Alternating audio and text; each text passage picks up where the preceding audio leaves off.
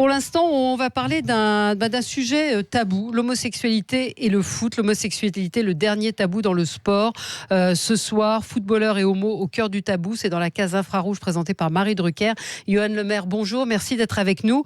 Vous avez été joueur de foot, vous avez révélé votre homosexualité et suite à cela, vous avez été viré de votre club.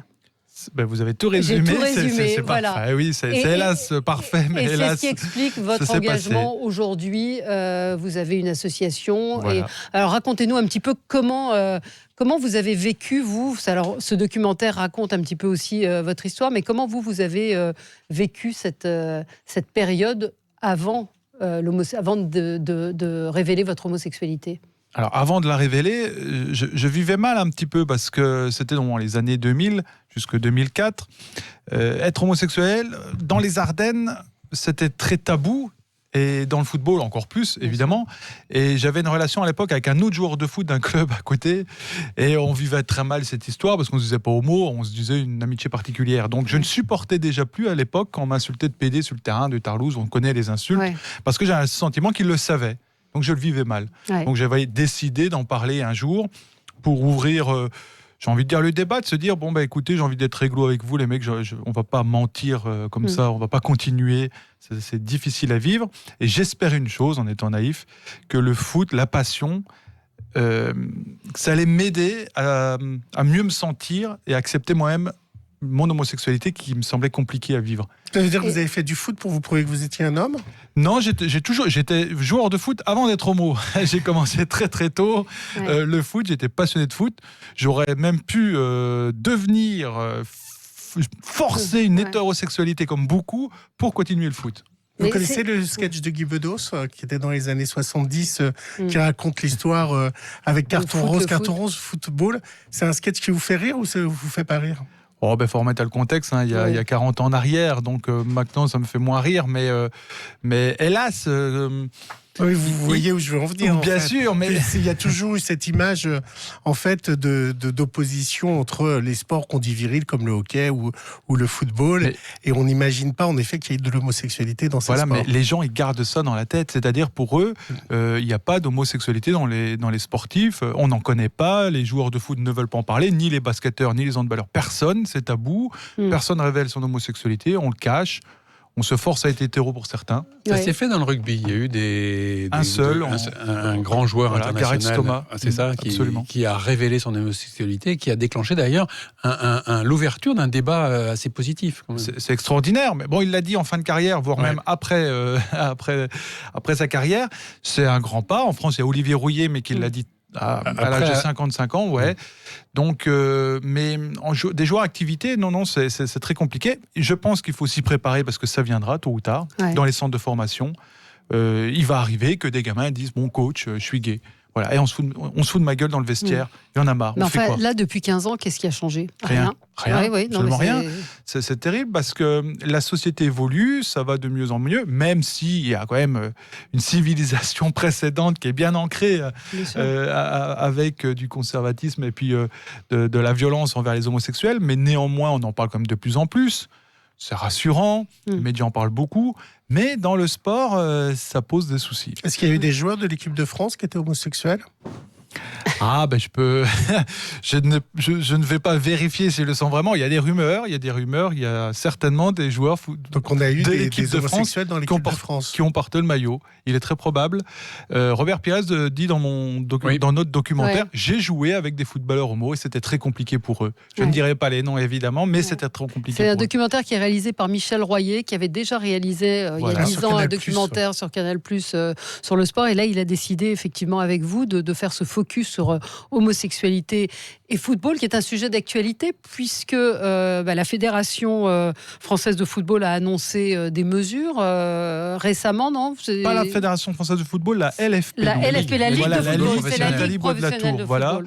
Qui, que vous avez rencontré. Qu'on se rencontre régulièrement depuis plusieurs temps avec plusieurs associations, dont SOS Homophobie et les Panam Boys de Bertrand Lambert. On se rencontre régulièrement pour essayer de trouver des solutions. Elle nous écoute, on propose des choses, elle les met en place. Donc c'est génial, c'est une grande avancée. On va écouter ce qui se passe dans les stades. Dans les tribunes.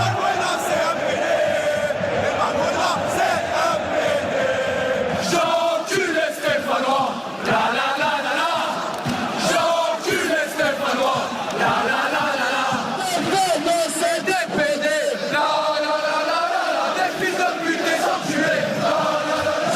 Est-ce que ça fait pas partie de l'ambiance, ça ? Ouais. Alors, les supporters vous diront que oui, évidemment, je suis C'est pas une allé les insulte et que voir. c'est pas homophobe. Voilà, pour eux, c'est ça. Alors, certains me disent, oui, mais il n'y a pas d'homo sur le terrain, donc c'est pas ciblé envers les homosexuels.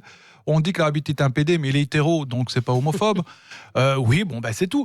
Ils ont estimé que c'était comme ça, donc on va essayer de les croire. Mais en discutant un peu avec eux, après ils disent, ouais, c'est vrai que c'est quand même con. Et quand il y a des insultes racistes sur les stades, ce qui existe encore, eh bien, c'est réprimé de plus en plus sévèrement. D'ailleurs, les stades peuvent être interdits à cause de ça. Donc, on se demande un peu pourquoi il y a cette différence. Parce que c'est de pas traitement. tout à fait la même C'est pas la même chose. chose. Hein. Enfin, évidemment, insulter un arbitre de PD, c'est homophobe. On est tous d'accord là-dessus. Néanmoins, quand on fait des cris de singe dans un stade, c'est ciblé envers une personne parce qu'elle est noire. On s'en prend pour ce qu'elle est. Quand vous insultez l'arbitre de PD, c'est une expression populaire. C'est une expression voilà. populaire, hélas, mais on ne se rend pas compte qu'on peut faire du mal à des gens, mais on n'imagine pas l'arbitre de PD. Ceci dit, c'est quand même pour l'insulter avec du sexisme, avec de la violence, de dire tu es un sous-homme, une petite tarlouse, une fiotte, une gonzesse. Donc ça veut dire ça quand même. Donc l'insulte, on sait ce qu'elle veut dire quand même. Ce qui m'a frappé dans votre documentaire, c'est toutes les réactions de footballeurs professionnels, de Didier Deschamps, de Laurent Blanc, de Giresse. Qu'est-ce que c'est focus, tout le ce monde. passage ? Mais qu'est-ce que c'est focus ? Je termine. Tout le monde qui dit, voilà, ça devrait pas exister. Et en fait, il se passe rien. Il y a aucune. Même Nathalie Bois de la Tour, qui est quand même la directrice de la Ligue football professionnel, qui dit on va faire des choses, mais pourtant. Le problème existe. Elle l'a annoncé. Le problème continue à exister. C'est une bonne chose. Et en fait, il ne se passe rien. Parce que c'est beaucoup, beaucoup plus compliqué qu'on le croit concrètement. Alors, les footballeurs dont vous venez de dire, faire allusion, c'est déjà, à mon sens, exceptionnel qu'ils parlent. Parce qu'avant, on n'en a jamais parlé du tout. Voir Didier Deschamps, Antoine Griezmann, Laurent Blanc, Robert Pires, Carambeu, Giresse, toutes ces stars en parlaient. Vous n'allez pas vous dire l'inverse. Oui, mais ils auraient pu pourquoi refuser. Pourquoi ils l'ont pas fait avant Ils auraient pu refuser de répondre. Est-ce que vous les avez déjà entendus parler avant sur le sujet, dans des conférences de presse ? Dans une simple conférence de presse, vous êtes journaliste, pourquoi à un match de Lyon-Saint-Etienne, après, en conf de presse, on ne va pas dire au coach, tiens, aujourd'hui, il y a eu beaucoup de chants homophobes, qu'en pensez-vous ? On ne l'a jamais entendu. Jamais. Vous êtes pour l'interdiction des chants homophobes L'interdiction, c'est trop compliqué. Aujourd'hui, c'est trop compliqué de l'annoncer comme ça. Ouais. Il faut tout d'abord sensibiliser, puis essayer de...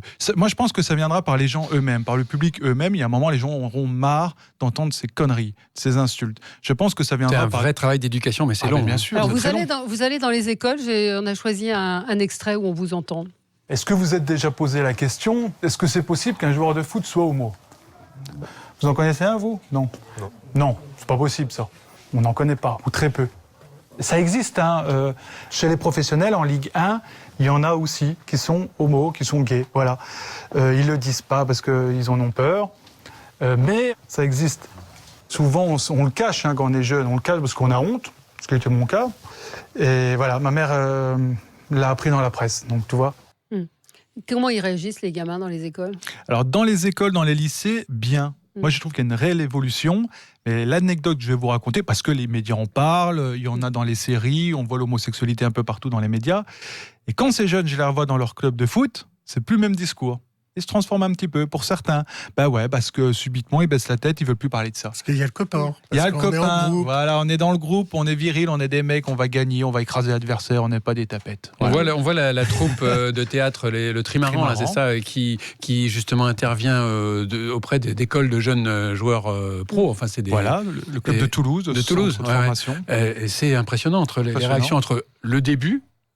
Avant la scène, ils font un peu une sorte de scène théâtrale, ils s'impliquent, et ensuite à la fin. Alors est-ce que c'est vrai ? Est-ce que ils gardent ils apprennent vraiment quelque chose ? Oui, alors il y en a toujours il y en a qui ont dit que ça allait.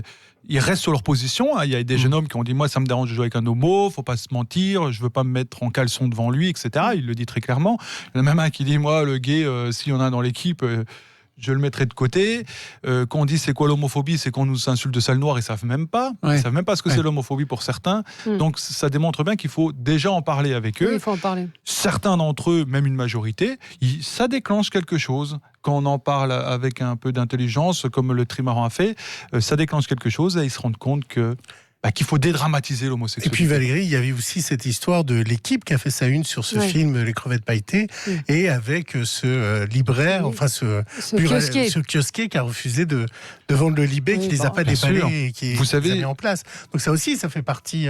J'ai connu des journalistes aussi il y a 10 ans en arrière sur des plateaux de télé qui me disaient pourtant connus, moi je parle pas du sujet parce qu'il y a des gros fachos, des gros homophobes qui lisent mon journal. Donc je préfère pas en parler pour pas prendre de risques. Alors on voit qu'il y a quand même une évolution, on en parle beaucoup plus, c'est ce que l'équipe a fait, là c'est génial. Voilà, donc oui, le combat principal dans le sport, c'est que les personnes homosexuelles et les homosexuels puissent assumer leur sexualité dans les clubs de sport. Les insultes, c'est l'écume du problème. C'est effectivement pas le fond du problème, mais il faut de la sensibilisation, c'est ce que vous dites. Il faut en parler et se poser la question pourquoi dans la société on connaît tous des homosexuels, mais on n'en connaît pas dans le foot. Voilà, c'est ça qui est étonnant. C'est la vraie question. Et là, France Télévisions a fait ce fort soir, parce qu'ils ont mis le paquet. Absolument, très bon génial. documentaire par Michel Royer, qui est un réalisateur de talent. Donc ce soir, footballeur et homo au cœur du tabou, 23h30, un peu tard, toujours l'excellent magazine de Marie Drucker, mais vous pouvez le voir en replay. Merci à vous.